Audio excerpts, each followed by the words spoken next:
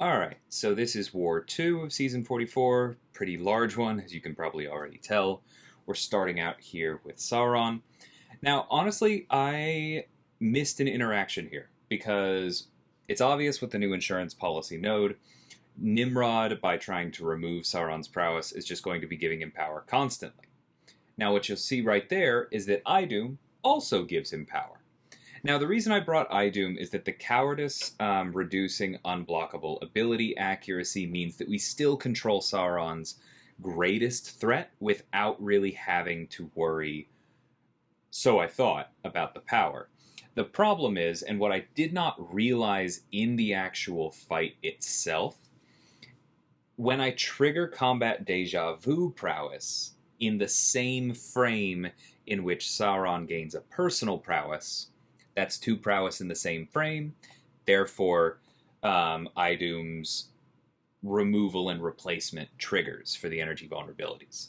Now, it's still an extremely good matchup, as you saw, so there's no regret in that. But I did not quite clock that on the way in. Glad I'm otherwise comfortable with Sauron. Moving on to Kingpin here, not a whole lot to say. Toad just rinses Kingpin almost everywhere.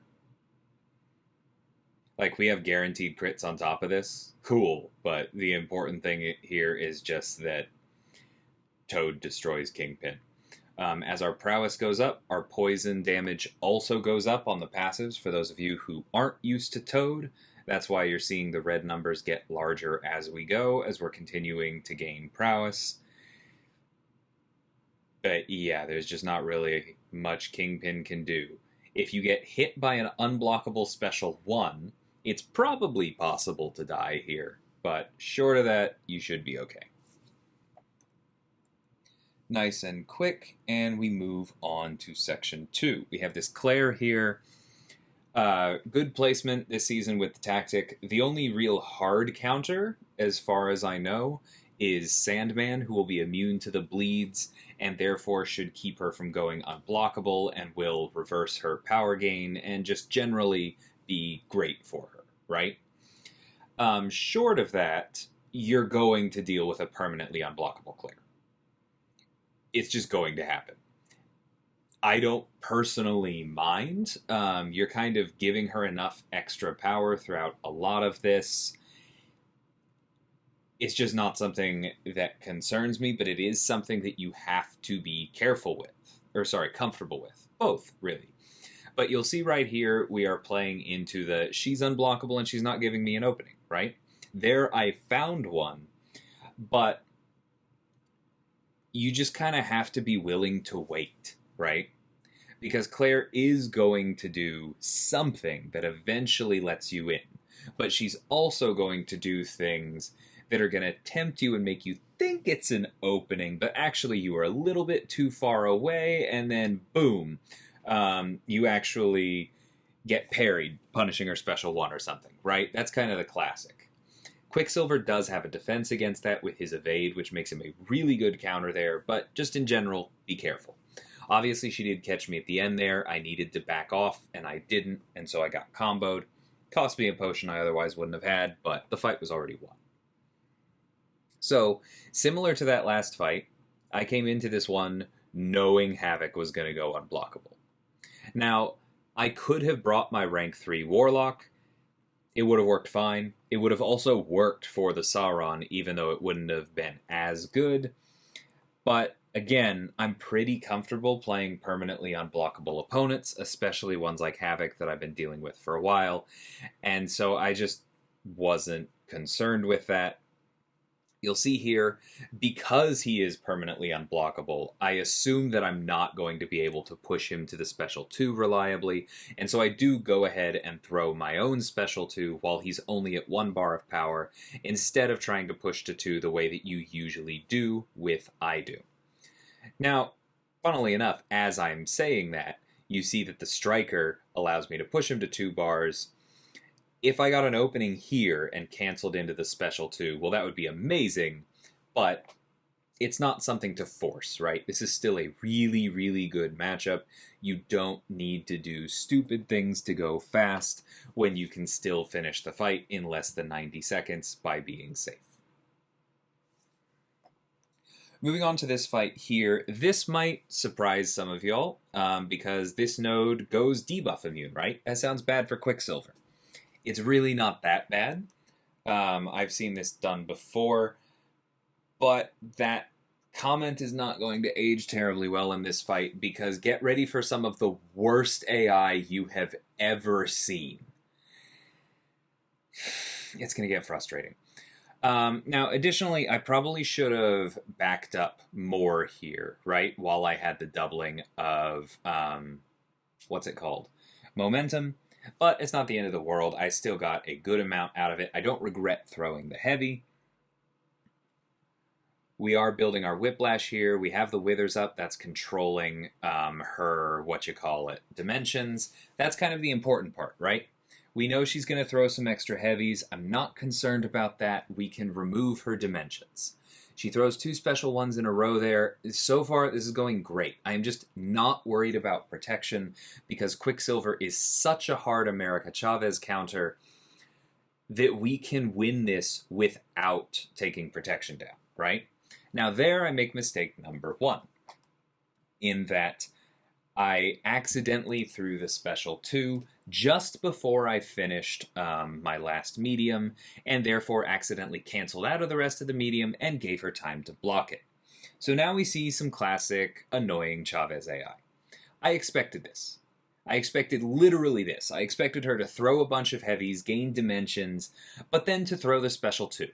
That was priced into this fight. I knew that was going to happen because she's rude. She's always rude. But as long as she throws special 2s, it's not a problem.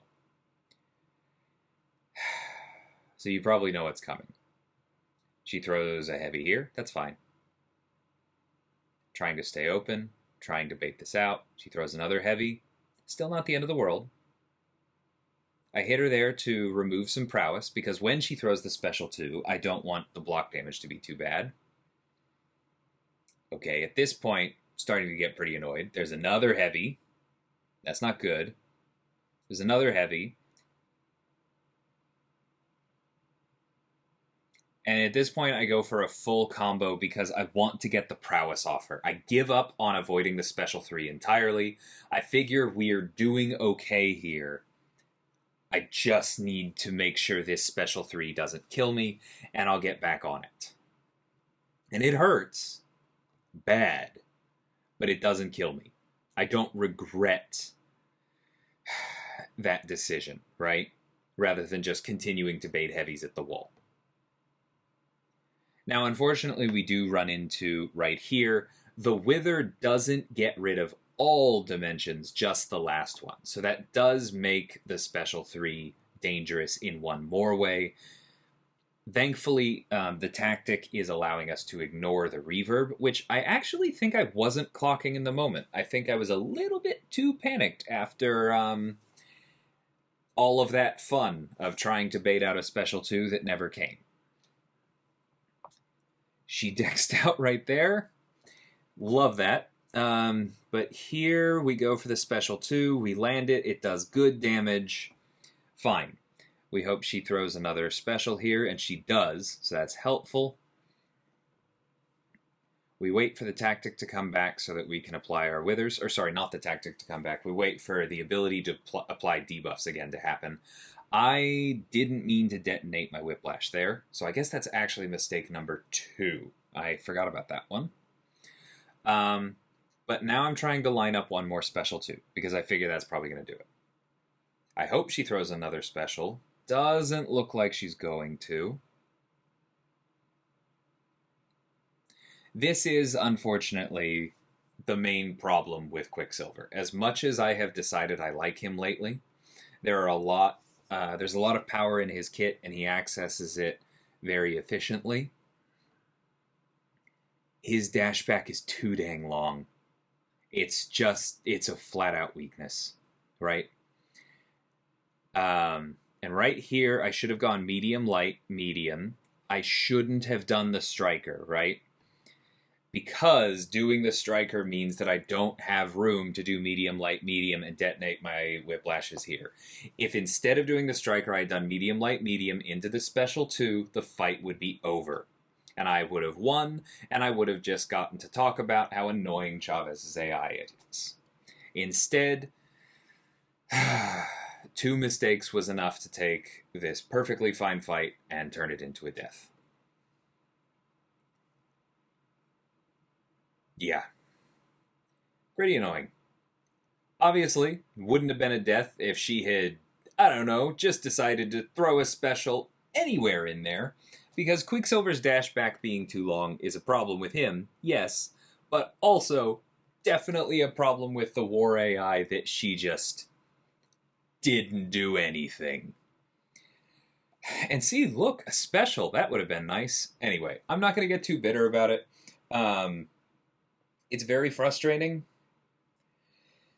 I know I'm not alone. This has happened to a number of people. War AI hasn't felt good.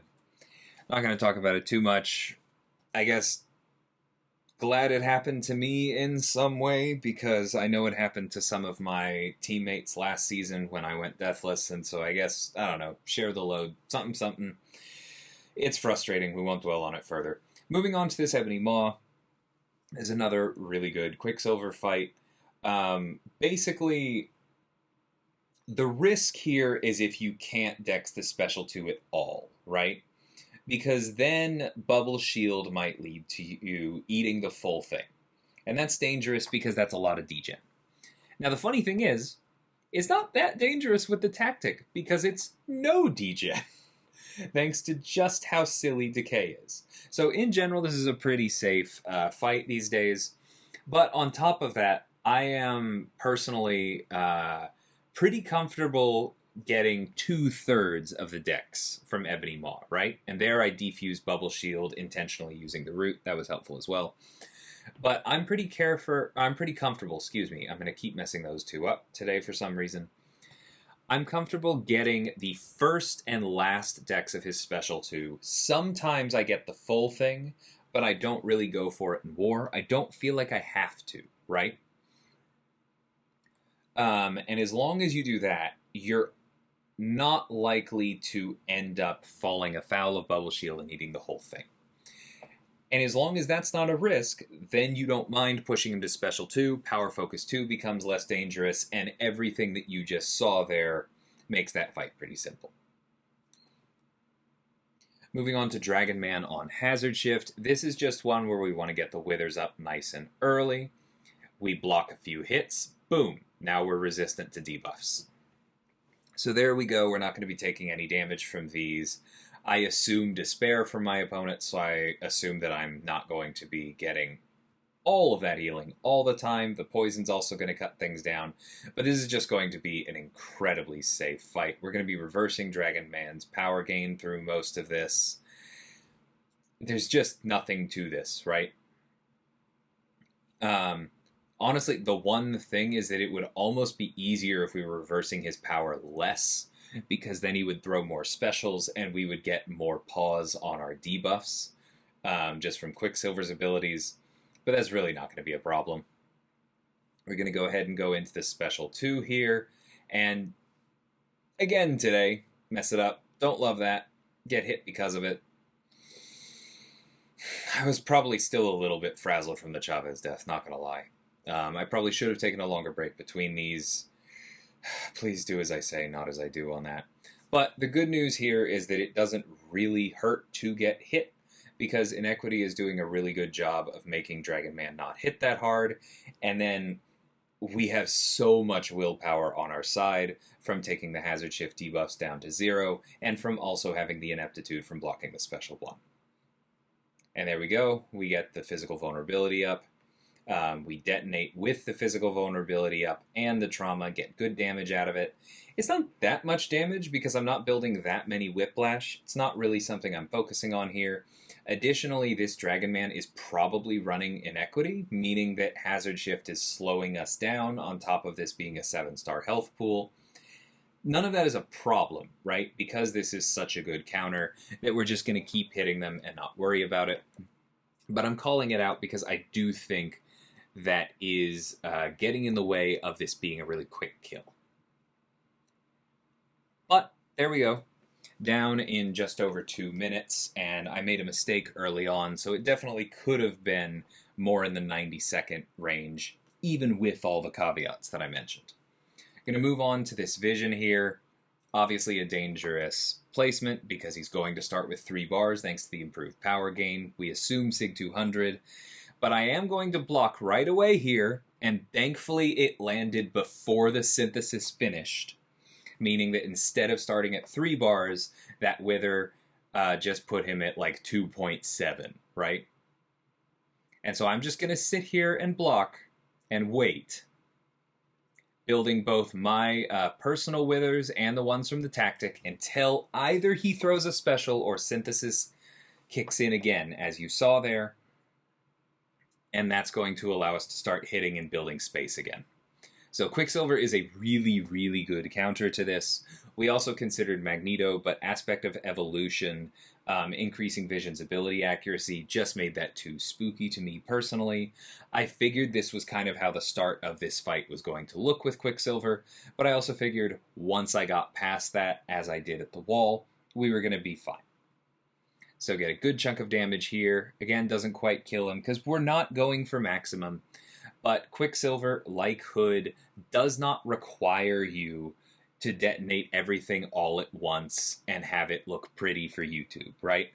As long as you are just consistently detonating in intelligent ways and getting good damage out of it, you're going to be consistently wearing down your opponent, and that's what matters. So we're going to go for another cash out here, and even though this is going to send him bread, we know that's enough, right? Because we saw how much damage the first one did, we know we're going to take him out with the second. So then we head into a repeat of a fight I took in the first war. I imagine Longshot's going to be here quite a bit this season, but Quicksilver is a really good counter. Similar to how we handled Vision, and similar to how we did this last war. We're going to get up our Withers. We're going to try and Dex and make sure we get those Withers as well, right? But I don't know how much this was inputs and how much this was just my own not being perfectly on top of it plus AI, right? But as you can see, we're not getting a ton of our personal Withers. And so we're not actually reversing the Conflictor power gain all that much. We don't have to worry about karma, right? Because we are doing a really good job of dealing with Longshot, or of throwing non-damaging debuffs on Longshot, which controls his karma. We're taking some block damage from Prowess Puncture, but I'm not really concerned about that. Right now, I've just noticed, like, I don't have as much control over this fight as I did last war. I want to get some Withers up, right? I don't really care if he throws specials. I assume that we're just going to reverse things. But there, now he threw a special, and then we reversed Conflictor.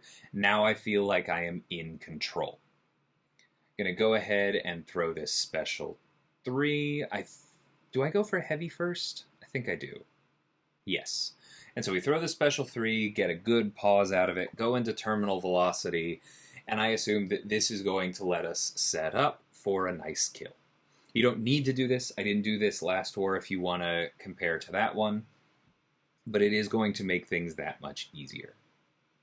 And you see Conflictor triggers again coming right out of the special 3 there, drains Longshot of a bar of power, drains him again. At this point, I'm feeling really good. I'm like, all right, now we're just going to be able to build up to a cash out and we'll be good to go.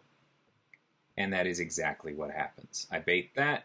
Go medium, light, medium, pause for a second, throw the unblockable special 1, delete it. I haven't done the full Quicksilver cash out in most of my fights, but Longshot was getting annoying enough that I did it here, and it, of course, continues to work very well.